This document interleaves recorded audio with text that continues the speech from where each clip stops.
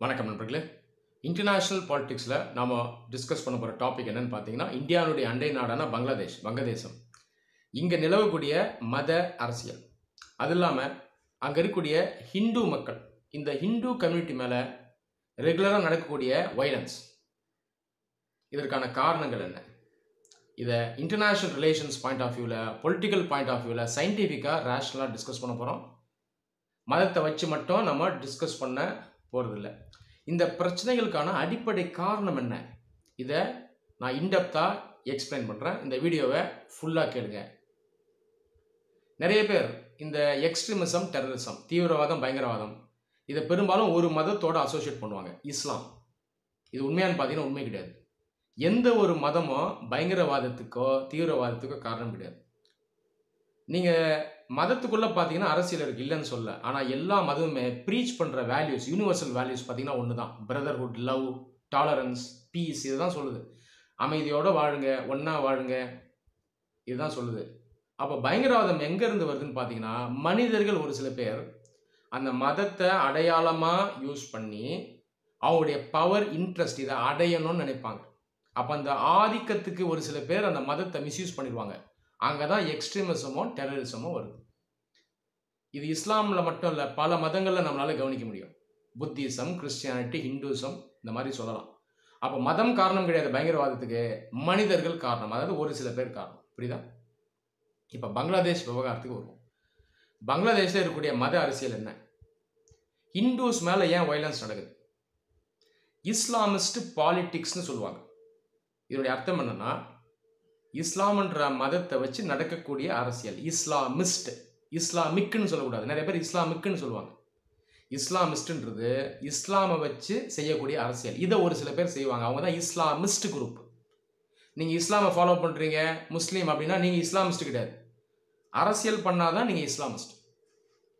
சரி, இப்போ பங்களாதேஷ் எப்போ உருவாச்சு? 1971 வெஸ்ட் பாகிஸ்தான், ஈஸ்ட் பாகிஸ்தான், இந்த மாதிரி ரெண்டு குரூப்ஸாக இருந்தது. அதுக்கப்புறம் ஈஸ்ட் பாகிஸ்தான்ற நாடு பங்களாதேஷ்ன்ற தனி நாடாக மாறுது.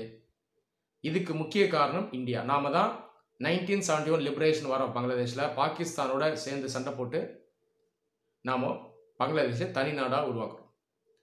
பங்களாதேஷ் உருவான காலத்துலேருந்தே செக்யூலர் நாடாக அது அமையுது. இது ஒரு பெரிய விஷயம். செக்யூலர் நாடுங்கிறது மத சார்பின்மையை ஒரு சாராம்சமாக கொண்ட ஒரு நாடு. ஆசியாவுக்குள்ளேயே இன்னும் பெரிய சக்தி வாய்ந்த முஸ்லீம் நாடுகளான பாகிஸ்தான், சவுதி, ஈரான்லாம் பார்த்தீங்கன்னா செக்குலர் கண்ட்ரி கிடையாது, அதெல்லாம் இஸ்லாமிக் கண்ட்ரி. அந்த நாட்டில் பார்த்தீங்கன்னா இஸ்லாமை ஸ்டேட் ரிலிஜன் அறிவிச்சிருப்பாங்க. அந்த சட்டங்கள்லாம் பார்த்தீங்கன்னா சில இஸ்லாமிக் சட்டங்கள் இருக்கும்.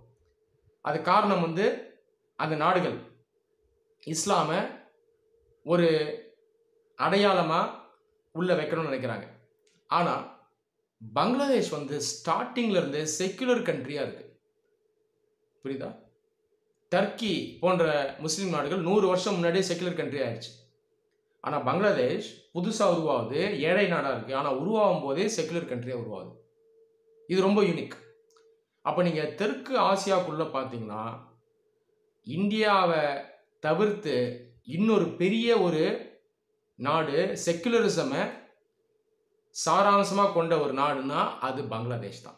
ஆனால் சமீப காலத்தில் இஸ்லாம்ன்றது ஸ்டேட் ரிலீஜனாக பங்களாதேஷில் ஆட் பண்ணப்பட்டிருக்கு. ஆனாலும் இன்னைக்கு தேதியிலையும் அந்த செக்குலரிசம்ன்ற கான்செப்ட் இருக்கான்னு பார்த்தீங்கன்னா அந்த கான்செப்ட் இருக்கு பங்களாதேஷில்.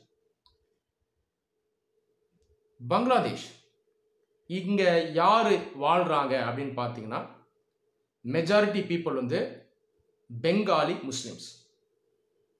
லாங்குவேஜ் வச்சு பார்க்கும்போது பெங்காலி பேசுவாங்க, ரிலீஜன் வச்சு பார்க்கும்போது முஸ்லீம். அரபு முஸ்லீம்ஸ்க்கு அப்புறம் உலகத்திலே செகண்ட் லார்ஜஸ்ட் முஸ்லீம் குரூப் இந்த பெங்காலி முஸ்லீம் தான். அவங்க லார்ஜ் நம்பர்ஸில் எங்கே இருக்காங்கன்னா பங்களாதேஷ் நாட்டில் தான் இருக்காங்க. பங்களாதேஷில் பெங்காலி முஸ்லீம்ஸ் இல்லாமல் உருது முஸ்லீம்ஸ் இருக்காங்க. அது இல்லாமல் ஹிந்துஸ் நிறைய பேர் இருக்காங்க. 1970s 20% பாப்புலேஷன் பங்களாதேஷில் ஹிந்துஸ் தான் இருந்தாங்க. இன்னைக்கு தேதியில் கிட்டத்தட்ட 8% குறைஞ்சிருச்சு அப்ராக்சிமேட்டாக நான் சொல்கிறேன். இதுக்கு காரணம் இருக்கு. ஒன்று மெட்டீரியலிஸ்டிக் ரீசன்ஸ், செகண்ட் இந்த இஸ்லாமிஸ்ட் பாலிடிக்ஸ், அதாவது இஸ்லாமை வச்சு செய்யக்கூடிய மத அரசியல். மூணாவது இன்டர்நேஷ்னல் பாலிடிக்ஸ். 3 ரீசன் இருக்குது. ரொம்ப காம்ப்ளெக்ஸ் இது. நம்ம சிம்பிளாக வெப்சைட்டில் பார்க்குற மாதிரி நியூஸ் பேப்பரில் அவங்க எழுதியிருக்கிற மாதிரி கிடையாது. நம்ம இதை ஆழ்ந்து படிக்கணும். சரி, ஃபஸ்ட்டு மெட்டீரியலிஸ்டிக் ரீசன்ஸ். ஜென்ரலாக ஒரு நாடு ஏழை நாடாக இருக்குது, மக்கள் தொகை அதிகம், ஆனால் இயற்கை வளங்கள் இதை கம்மி அப்படின்னு பார்த்தீங்கன்னா அங்கே ஜென்ரலாக மக்களுக்குள்ள போட்டி இருக்கும். ஸோ இது பங்களாதேஷில் ரொம்ப காலமாக இருக்குது. பாப்புலேஷன் டென்சிட்டி அதிகம், இயற்கை வளம் கம்மி, வேலைவாய்ப்பு, கல்வி, இதுக்கெல்லாம் காம்படிஷன் அதிகம் இருந்துக்கிட்டே இருக்கும்.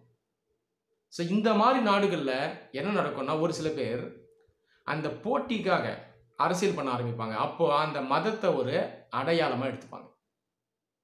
முஸ்லீம் நாடுகளுக்குள்ளே இந்த மாதிரி போட்டி இருக்குது. நிறைய முஸ்லீம் நாடுகளுக்குள்ள ஷியா சுனிஸ் அவங்களுக்குள்ள போட்டி இருக்கும். இதில் பார்த்தீங்கன்னா ஒரு குரூப் இன்னொரு குரூப்பை டிஸ்கிரிமினேட் பண்ணும்.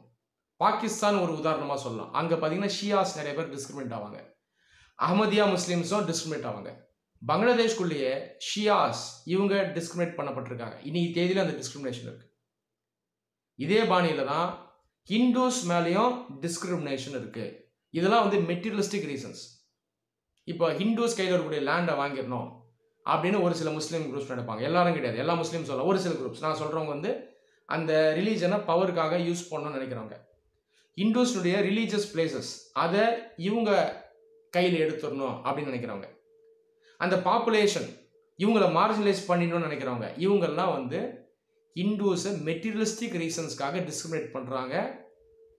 வன்முறையும் இவங்க மேலே கட்டவிழ்த்து விட்டுருக்காங்க. இந்த காரணத்தினால நிறைய ஹிந்துஸ் பங்களாதேஷ்லேருந்து இந்தியாவுக்கு மைக்ரேட் ஆகி வந்திருக்காங்க. இதுக்கு முன்னாடி நிறைய பேர் மைக்ரேட் ஆகி வந்திருக்காங்க. இந்த ஒரு நிலை அங்கே இருக்குது.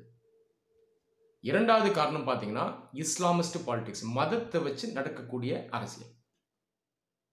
இங்கே ரிலீஜியஸ் ஃபண்டமெண்டலிஸ்ட் ஆர்கனைசேஷன் இருக்குது. ரிலீஜியஸ் ஃபண்டமெண்டலிசம் அப்படின்றது மதத்தை வச்சு நடக்கக்கூடிய அந்த அடிப்படைவாதம். ஒரு சில குரூப்ஸ் பார்த்தீங்கன்னா மதத்தை ரொம்ப ஸ்ட்ரிக்டாக ஃபாலோ பண்ணுவாங்க. மற்ற மதத்தை சேர்ந்தவங்கள அவங்க ஏற்றுக்க மாட்டாங்க, ஒரு வெறுப்புணர்வு இருக்கும். இவங்க தான் அந்த ரிலீஜியஸ் ஃபண்டமெண்டலிஸ்ட். இந்த மாதிரி ஆர்கனைசேஷன் ரொம்ப காலமாக பங்களாதேஷில் இருக்குது. இந்த மாதிரி சில ஆர்கனைசேஷன்ஸ்க்கு வெளிநாடுகள் சப்போர்ட் பண்ணுறாங்க. இந்த முஸ்லீம் நாடுகளுக்குள்ளே ஒரு அரசியல் இருக்குது. பணக்கார சக்தி வாய்ந்த முஸ்லீம் நாடுகளான ஈரான், சவுதி, இவங்க ஏழை முஸ்லீம் நாடுகள் மேலே ஆதிக்கம் செலுத்திட்டு இருக்காங்க. அந்த காலத்துலேருந்து சொல்லப்போனால் பாகிஸ்தான் மேலேயே ஈரான், சவுதியினுடைய ஆதிக்கம் ரொம்ப காலமாக இருக்குது. இதே மாதிரி ஆதிக்கம் பங்களாதேஷ் மேலேயும் ரொம்ப காலமாக இருக்குது. சவுதி ஒரு முக்கியமான பிளேயர். சவுதி ஃபண்டிங் பண்ணக்கூடிய அந்த ரிலீஜியஸ் இன்ஸ்டிடியூஷன்ஸ், செமினரிஸ் இதெல்லாம் ரொம்ப காலமாக பங்களாதேஷில் இயங்குது. அப்போ இன்டர்நேஷ்னல் ப்ரெஷர் பார்த்தீங்கன்னா இருக்கும். அப்போ இன்னொரு பெரிய நாடு சிறிய நாடின் மீது ஆதிக்கம் செலுத்துறது, இதுவும் ஒரு விதமான ஏகாதிபத்தியம் தான். அப்போ ரிலீஜியஸாக பார்த்தீங்கன்னா இன்ஃப்ளூயன்ஸ் வச்சுக்கிட்டே இருப்பாங்க. இதை யார் செய்வாங்கன்னா ரிலீஜியஸ் ஃபண்டமெண்டலிஸ்ட் பண்ணுவாங்க. அவங்களுடைய மைண்ட் செட் ப்ரொக்ரெசிவாக இருக்காது, ரிக்ரெசிவாக இருக்கும், பிற்போக்கு தன்மை உடையதாக இருக்கும். ஸோ இந்த பிளேயர்ஸ் எல்லாம் பங்களாதேஷில் இன்னைக்கு தேதியில் நிறைய பேர் இருக்காங்க.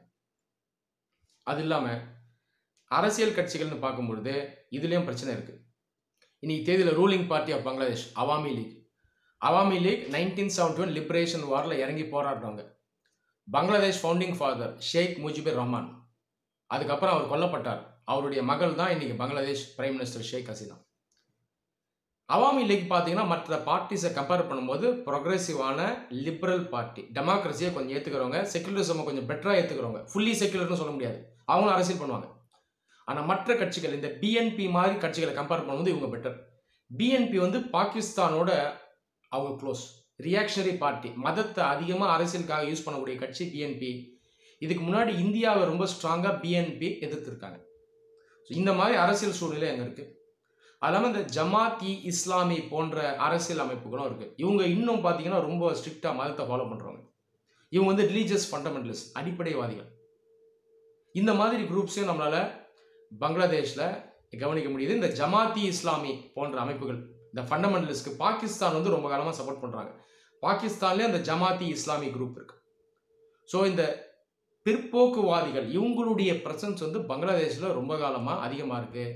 இவங்க நிறைய பேர் பார்த்தீங்கன்னா இந்த பொலிட்டிக்கல் சீனில் இருக்கிறவங்க. இதில் ஒரு டிசப்பாயிண்டிங் ஃபேக்டர் என்னென்னா, இந்த செக்குலரிசமை நல்லா நிலைநாட்டுவாங்கன்னு நம்ம எதிர்பார்த்தோம். யார்கிட்ட? ஷேக் ஹசீனா கிட்ட. அவங்க அந்த அளவுக்கு செய்யலை, செஞ்சுருக்காங்க ஆனால் பத்தாது. அவங்களுமே அடிக்கடி இந்த ரிலீஜியஸ் எலிமெண்ட்ஸை அப்பீஸ் பண்ணுவாங்க. இந்த மாதிரி ஒரு நிலையை நம்மளால் பங்களாதேஷை கவனிக்க முடியுது.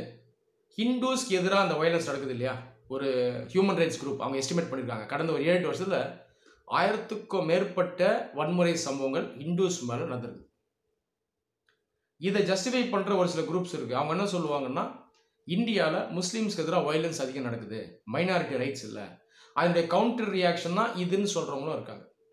இந்தியாவில் அந்த மாதிரி சம்பவங்கள் நடக்குதானே நடக்குது. ஆனால் அதை ஜஸ்டிஃபை பண்ணி அங்கே இருக்கக்கூடிய ஹிந்துஸ் அட்டாக் பண்ணுறது நியாயமானது கிடையாது.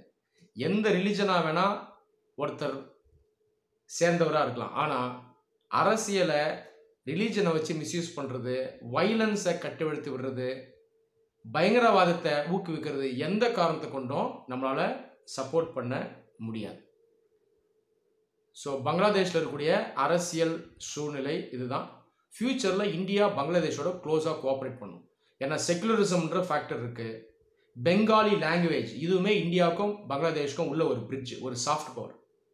பங்களாதேஷை முடிஞ்சிருக்கு பாகிஸ்தான் இன்ஃப்ளூயன்ஸ்லேருந்து நம்ம தள்ளி வைக்கணும். ஏன்னா இந்தியாவை டீஸ்டபிளைஸ் பண்ணுறதுக்கு பாகிஸ்தான் எப்பயுமே ஆப்பர்ச்சுனிட்டி கிடைக்குமான்னு பார்ப்பாங்க. ஸோ இதில் கேர்ஃபுல்லாக இருக்கும். அது இல்லாமல் சைனாவுடைய இன்ஃப்ளூயன்ஸும் பங்களாதேஷில் ரொம்ப வரவிடாமல் நம்ம பார்க்கணும். சைனாவும் பாகிஸ்தானும் ஆல்ரெடி ஃப்ரெண்டு, 2 பேரோட இன்ஃப்ளூயன்ஸ் ரொம்ப பங்களாதேஷ் மேலே போகுது அப்படின்னா நமக்கு ஆபத்து. அதே நேரத்தில் ஷேக் ஹசீனா கவர்மெண்ட் மேலே ப்ரெஷர் அதிகம் செலுத்தி ஹிந்துஸ் மேலேயும் மற்ற ரிலீஜியஸ் மைனாரிட்டிஸ் மேலேயும் இந்த வைலன்ஸ் நடக்கிறத இந்தியா ப்ரிவென்ட் பண்ணணும்.